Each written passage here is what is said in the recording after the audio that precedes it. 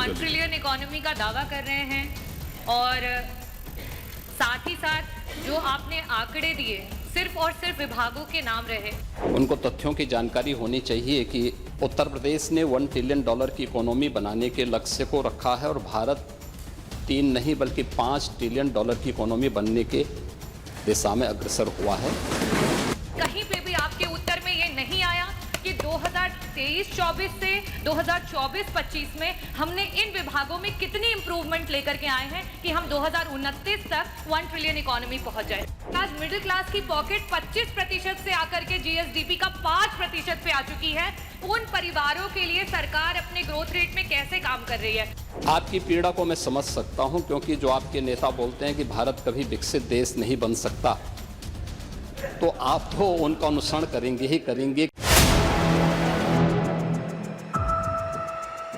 नेता सदन से मैं अनुपूरक पूछना चाहूंगी। अनुपूरक नहीं, मुझे कोई अध्यक्ष जी रिक्वेस्ट 1 ट्रिलियन इकोनॉमी का दावा कर रहे हैं और साथ ही साथ जो आपने आंकड़े दिए सिर्फ और सिर्फ विभागों के नाम रहे।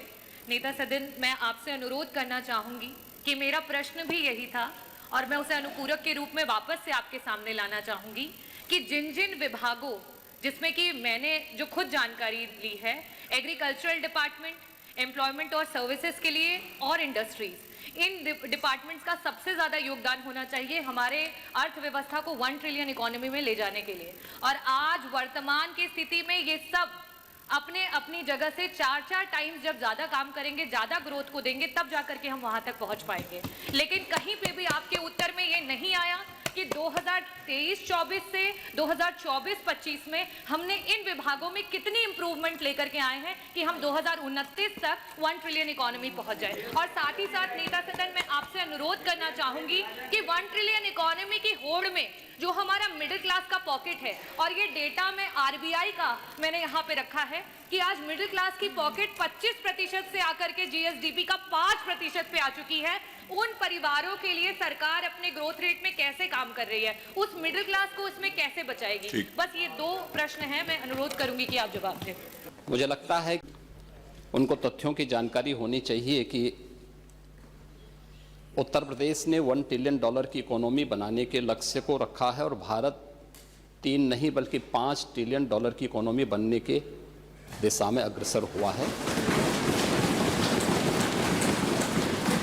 आपकी पीड़ा को मैं समझ सकता हूं, क्योंकि जो आपके नेता बोलते हैं कि भारत कभी विकसित देश नहीं बन सकता, तो आप तो उनका अनुसरण करेंगे ही करेंगे कि उत्तर प्रदेश कभी $1 ट्रिलियन की इकोनॉमी नहीं बन सकता। ये वक्तव्य आपका अपनी पार्टी के अनुसार, समाजवादी पार्टी की मंशा के अनुरूप उपयुक्त ही है।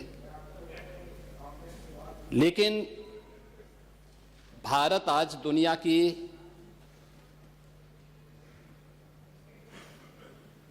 5वीं बड़ी अर्थव्यवस्था बन चुका है और 2027 में भारत $5 ट्रिलियन की इकोनॉमी बनेगा, इसमें कोई संदेह नहीं। और दुनिया का सबसे तेजी के साथ उभरती हुई अर्थव्यवस्था के रूप में, सर्वाधिक ग्रोथ रेट के साथ भारत आज दुनिया की एक बड़ी अर्थव्यवस्था के रूप में आगे बढ़ रहा है।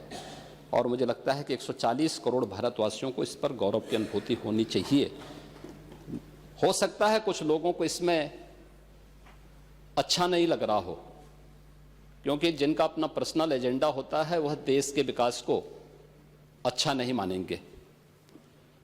लेकिन आदरणीय प्रधानमंत्री जी की प्रेरणा से, उनके विजन के अनुरूप उत्तर प्रदेश ने भी $1 ट्रिलियन की इकोनॉमी बनने की दिशा में एक बड़े कार्यक्रम को आगे बढ़ाया है। हमने 2022 से इसके लिए एक व्यवस्थित कार्य योजना को आगे बढ़ाया है और उसके अनुरूप सरकार ने अपने कार्यक्रम को तेजी के साथ 10 सेक्टर में हमने इन कार्यक्रमों को आगे बढ़ाया है। और मुझे लगता है कि आपके जो उत्तर आपको यहाँ से भेजा गया होगा उसमें विस्तृत रूप से दिया गया है कि 10 सेक्टर जो बनाए गए हैं, हर सेक्टर में कोई ना कोई अपर मुख्य सचिव या प्रमुख सचिव स्तर का अधिकारी उसकी नियमित मॉनिटरिंग करता है। मासिक रूप से उस सेक्टर से जुड़े हुए किसी वरिष्ठ मंत्री के द्वारा उसकी समीक्षा की जाती है। उसके कुछ सुनिश्चित पैरामीटर और इंडिकेटर्स तय किए गए हैं उनको अचीव करने के लिए और सीएम डैशबोर्ड के माध्यम से मासिक रूप से इसकी समीक्षा होती है। हर तीसरे महीने मैं स्वयं भी इसकी समीक्षा करता हूं और मुझे बताते हुए प्रसन्नता है कि पिछले 3 वर्ष के अंदर जो हमने टारगेट तय किए थे, हमने उसको सफलतापूर्वक प्राप्त किया है। इसी का परिणाम है कि जब हमारी सरकार आई थी, 12 लाख करोड़ की उत्तर प्रदेश की जो इकोनॉमी थी, इस वित्तीय वर्ष के अंत में वह 27.5 लाख करोड़ की इकोनॉमी बनकर के उभरेगी।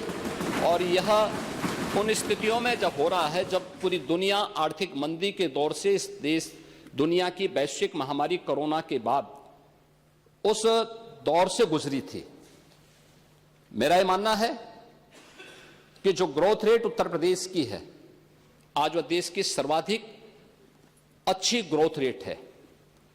हमने जो 10 सेक्टर बनाए हैं, उस सेक्टर में अवस्थापना और औद्योगिक विकास का एक सेक्टर है, जिसमें अवस्थापना और औद्योगिक विकास का भी है, एमएसएमई भी है, इसके अलावा हथकरघा और वस्त्र उद्योग भी है, आईटी एंड इलेक्ट्रॉनिक्स भी है, सिविल एविएशन भी है, पीडब्ल्यूडी और एनआरआई से संबंधित ये सभी विभाग इस सेक्टर के अंतर्गत रखे गए हैं और जिसकी समीक्षा स्वयं यहां पर एपीसी के स्तर पर होती है।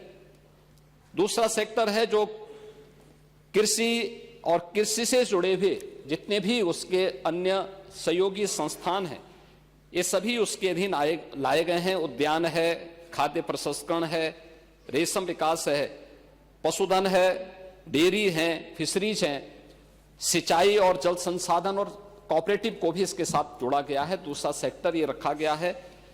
तीसरा सेक्टर सामाजिक सुरक्षा से जुड़ा हुआ है, जिसमें समाज कल्याण विभाग से जुड़ा हुआ जितना भी सोशल सेक्टर से जुड़े हुए जितने भी विभाग हैं, उन सबको इसके साथ जोड़ा गया है। चौथा विभाग नगरीय विकास से जुड़ा हुआ है, जिसमें आवास और शहरी विकास का भी है, रोजगार और गरीबी उन्मूलन का भी है, वन, पर्यावरण और जलवायु परिवर्तन से जुड़े हुए क्षेत्र को भी, इन सभी को इस सेक्टर के साथ जोड़ा गया है। और पांचवां ग्राम्य विकास से जुड़ा हुआ है, जिसमें ग्राम्य विकास, पंचायती राज, ग्रामीण अभियंत्रण सेवा, नमामि गंगे और ग्रामीण जलापूर्ति, तार राजस्व, इन सभी विभागों को इसके साथ जोड़ा गया है। पांचवां विभाग है राजस्व संग्रह से संबंधित, जिसमें राजस्व कर और निबंधन से संबंधित स्टैंप एंड रजिस्ट्रेशन का है, एक्साइज का है, परिवहन का है और भी अन्य जितने भी कर और करेतर राजस्व से जुड़े हुए जितने भी विभाग आते हैं, सबको इसके साथ जोड़ा गया है। पांचवां शिक्षा का है, जिसमें हर प्रकार की बेसिक, माध्यमिक, उच्च, टेक्निकल और वोकेशनल एजुकेशन को इसके साथ जोड़ा गया है। स्पोर्ट्स को भी इसके साथ जोड़ा गया है।